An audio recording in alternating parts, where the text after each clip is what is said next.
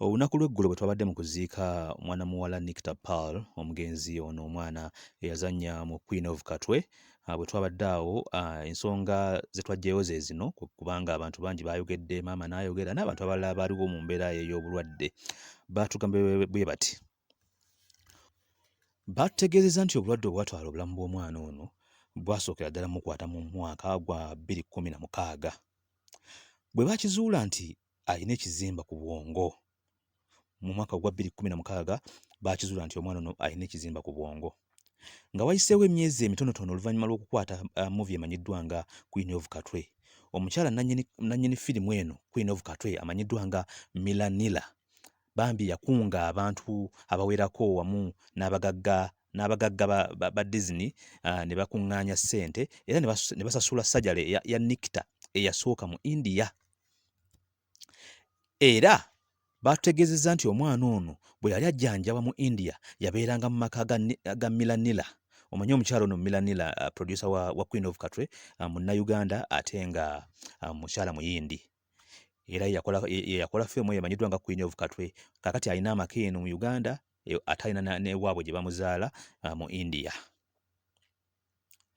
Oluvannyuma lw'oku buli kimu kyagenda bulungi era ne bamukomyawo mu Uganda ng'ali fine.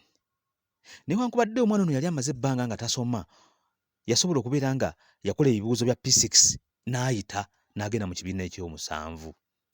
Era ne batugamba nti ne mu P7 yagikola bulungi era n'agiyita n'agenda mu siniya esooka. Awo we yeegattira ku ssomero erimanyiddwa nga Gayaza High School.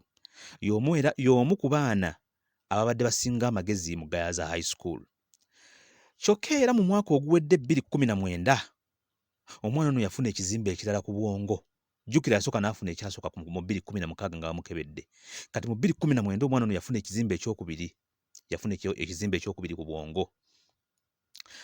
Bwe muba mujjukira bulungi abaali bagoberera social media zaffe awo we twalangira kawosh era gye twakola mpozi n'okulanga ku mikutu egy'enjawulo ssente ne zikuŋŋaanyizibwa asobole okubeera nga atwalibwa e India afune sajjala endala. Omwana ono yali yeetaaga emitwalo gyali 2 egya $. Ssente zaafunibwa mu wiikisi 2 zokka. Okumanya omwana ono yali wa mukisa, ssente tezaakuŋŋaanyizibwa ne zifunibwa mu wiikisi 2 emitwalo 2 egya $. Omwana ono n'atwalibwa mu India for another surgery. Mukama mulungi nnyo, sajjala yagenda bulungi era omwana ono yadda ku ssomero n'asoma. Naye batugamba nti mu kiseera ekyo ng'akomyewo okusoma ku ssomero ng'ateredde, buli kiseera omutwe gwabeeranga gumulumirira. Omutwe gwamulumiriranga. Then mu Desemba omwaka oguwedde embeera yayongera okutabuka era ng'olwo afunye ekizimba ekirala ekyokusatu ku mutwe. Omwana ono bamulongoosa ekizimba ekyasooka ne bakiggyako. N'afuna ekizimba ekyokubiri mu 2019 ne bakirongoosa ne kivaako. N'akomawo mu Uganda n'asigala ng'omutwe gumbeera gumulumirira. Olwo bagenda okumukebera ate omulundi ogwokusatu ng'afunye ekizimba ekirala. Mu kiseera ekyo abasawo mu India baagamba nti okusinziira ku mirundi gye bamukozeeko nga bamulongoosa ebizimba ku mutwe, mu kiseera kino tebagenda kusobola kuddamu kubeera nga bakola ki? Nga bamulongoosa, kiyinza omuviirako okufiira mu thiyeta. Baali tebakyalina kye bayinza kumukolera omwana oyo bambi mu kiseera ekyo okuggyako obulamu bwe okubeera nga bwakwasibwa Katonda yekka nga yayinza okubeera nga amanyi ekyokukola. Maama w'omwana ono yatugambye nti omwana obulumi bwamweyongerera ddala naye ekyasinga okubeewuunyisa nti ye Nikita teyali mweraliikirivu era yabeeranga ye alina okukkiriza ng'agamba nti luliba olwo Katonda alimuddamu essaala ze n'abeera bulungi. Baategeeza nti mu kiseera ekyo amagulu g'omwana ono gaagenze ne gabeera nga gaasanyaladde. N'abanga omuntu yafunye stroke okugamba amagulu ne gabeera nga geeweseewese. Ng'alinga omuntu yafuna stroke, amaaso gaafuna endali. Omwana yali atunula obulungi, amaaso gaafuna endali ne geefuula. Ne bagamba nti ekyomukisa omulungi bambi ng'omwana ono bwe yalina omukisa yafunayo omusawo ow'ekisa mu Uganda eyasalawo mmukolako. Naye n'agamba nnyina nti asabe nnyo omwana ono amuteeke mu ssaala Katonda abeere nga yanukula essaala ezo.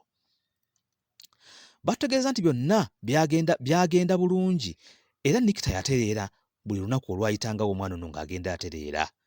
ng'awa essuubi.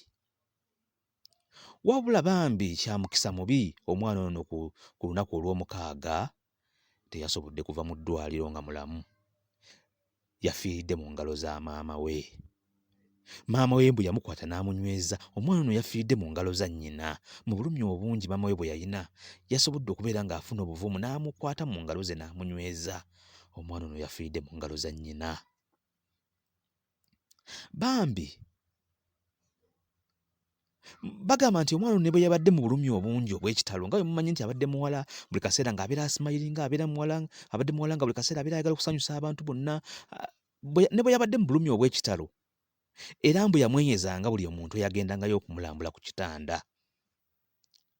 Okufa kwa Nikita kwayogeddwako emikutu gyonna kumpi egy'omu nsi, emikutu eminene egy'enjawulo, TV ennene ez'enjawulo zaamwogeddeko okufa kwe, okugeza nga BBC, Al Jazeera n'endala nnyingi. Ne wano mu Uganda TV stations nnyingi zaamwogeddeko, BBS, Bukedde TV, Delta TV, n'endala TV nnyingi, NTV, NBS n'endala nnyingi nnyo, ekikulaga nti omwana ono abadde akoze ekintu eky'enjawulo ku myaka gy'emito.